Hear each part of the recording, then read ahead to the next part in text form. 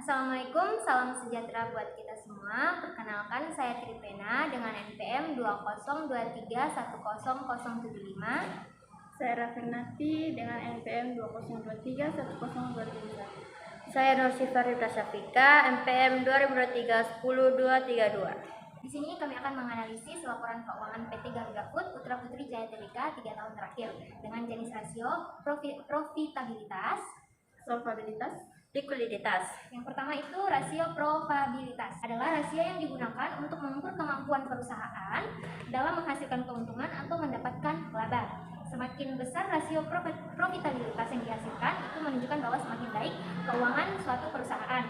Dalam profitabilitas ada yang namanya gross profit margin atau yang biasa disebut dengan margin laba kotor. Rasio ini digunakan untuk membandingkan laba kotor dengan penjualan. Rumus GPM sama dengan laba dibagi dengan penjualan atau net sales COGS dibagi dengan net sales dikali dengan 100%. Selanjutnya yang kedua itu net profit margin atau margin laba bersih digunakan untuk menunjukkan kemampuan perusahaan dalam menghasilkan keuntungan bersih setelah dipotong pajak.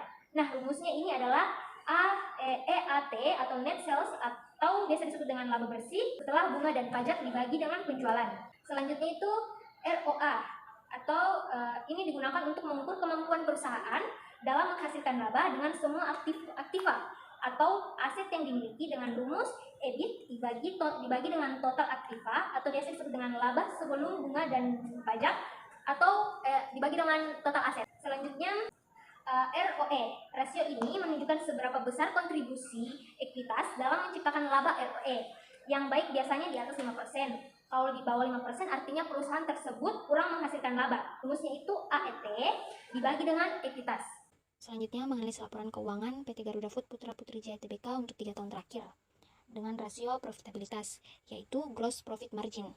Rasio pada tahun 2021 dan tahun 2022 perusahaan mengalami penurunan keuntungan sebanyak 338%. Untuk standar industri, perusahaan belum bisa dikatakan sangat baik karena perusahaan mengalami penurunan keuntungan yang drastis. Rasio antara tahun 2022 dan tahun 2023, perusahaan mengalami keuntungan sebanyak 2%. Ini belum bisa dikatakan perusahaan sangat baik karena tidak sesuai dengan angka kunci industri, yaitu di atas 40%. Selanjutnya, net profit margin. Rasio antara tahun 2022 dan tahun 2023, perusahaan mengalami penurunan keuntungan sebanyak 658%. Perusahaan ini belum bisa dikatakan memiliki profitabilitas yang tinggi karena mengalami penurunan yang sangat drastis. Selanjutnya, rasio antara tahun 2020 dan tahun 2023, perusahaan mengalami keuntungan sebanyak 741%. Ini sudah bisa dikatakan perusahaan profitabilitas yang kuat karena keuntungan di atas 15%, sesuai dengan angka kunci industri. Selanjutnya, return on asset atau ROA, rasio antara tahun 2021 dan tahun 2022, perusahaan mengalami penurunan keuntungan sebanyak 132%. Perusahaan ini belum bisa dikatakan sebagai perusahaan efisiensi tinggi karena mengalami penurunan keuntungan yang drastis. Selanjutnya, rasio antara tahun 2022 dan tahun 2023, perusahaan mengalami keuntungan sebanyak 1.324%. Ini perusahaan sudah bisa dikatakan sebagai perusahaan efisiensi tinggi karena sesuai dengan angka kunci industri yaitu di atas 20%. Selanjutnya, return on equity atau ROE, rasio antara tahun 2021 dan tahun 2022, perusahaan mengalami penurunan keuntungan sebanyak 690%. Sedangkan rasio antara tahun 2022 dan tahun 2023, perusahaan mengalami penurunan keuntungan juga sebanyak 182%. Yang kedua itu rasio solvabilitas. Rasio solvabilitas adalah suatu rasio keuangan yang mengukur kemampuan perusahaan untuk memenuhi kebutuhan jangka panjang, seperti bunga atas utang dan kewajiban-kewajiban jangka panjang lainnya. Nah, beberapa jenis rasio yang sering digunakan yang pertama yaitu debt to asset ratio atau biasa disingkat dengan DAR, yang digunakan untuk mengukur persentase yang berasal dari utang. Ini ada rumusnya yaitu total liabilitas dibagi dengan total aset. Kemudian yang kedua itu debt to equity ratio atau biasa disingkat dengan DER, digunakan untuk mengukur utang yang dimiliki dengan modal sendiri dengan rumus total utang dibagi dengan ekuitas.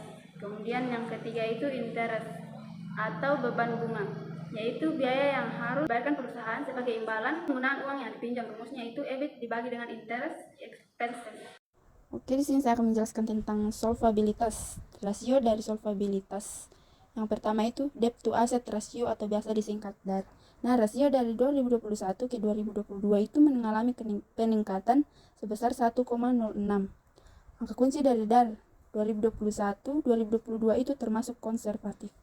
Kemudian rasio 2022 ke 2023 itu mengalami penurunan sebesar 0,71. Angka kunci dari DAR 2022-2023 itu masih termasuk konservatif. Kemudian yang kedua itu debt to equity ratio atau biasa disingkat DER. Dari 2021 ke 2022 mengalami penurunan sebesar 0,11. Kemudian dari 2022 ke 2023 itu mengalami peningkatan sebesar 0,36. Yang ketiga itu interest atau biasa disingkat ICR. Dari 2021 ke 2022 itu mengalami penurunan sebesar 0,3 yang bisa dikatakan dengan kas sehat. Kemudian dari 2022 ke 2023 itu mengalami peningkatan sebesar 0,27. Baik, yang ketiga itu ada likuiditas. Likuiditas adalah rasio yang menunjukkan kemampuan perusahaan dalam memenuhi kewajiban atau membayar hutang jangka pendeknya. Rasio ini dapat digunakan untuk mengukur beberapa likuidnya suatu perusahaan. Jika perusahaan mampu memenuhi kewajibannya, berarti perusahaan tersebut liquid dan sebaliknya. Yang pertama ada rasio atau rasio lancar yang dapat digunakan untuk mengukur kemampuan perusahaan dalam membayar kewajiban jangka pendek atau utang yang akan segera jatuh tempo pada saat ditagih secara keseluruhannya. Dengan kata lain, dikatakan sebagai bentuk untuk mengukur tingkat keamanan satu perusahaan. Semakin tinggi current ratio berarti semakin besar kemampuan perusahaan untuk memenuhi kewajiban jangka pendeknya. Maksudnya adalah aset dibagi dengan vulnerabilitas atau aktivitas lancar dibagi dengan utang lancar. Yang ketiga yaitu quick ration atau disebut rasio cepat, yang dapat digunakan untuk mengukur kemampuan perusahaan dalam menutup atau membayar kewajiban lancar dengan menggunakan aktiva lancar tanpa memasuki nilai persediaan. Maksudnya, current asset dikurangi inventory dibagi dengan current liabilities atau aktiva lancar dikurangi persediaan dengan dibagi hutang lancar. Yang ketiga ada cash ration yang digunakan untuk memandikan antara kas dan aktiva lancar. Dengan kewajiban lancarnya dimaksud dapat dengan mudah segera diuangkan. Misalkan kas yang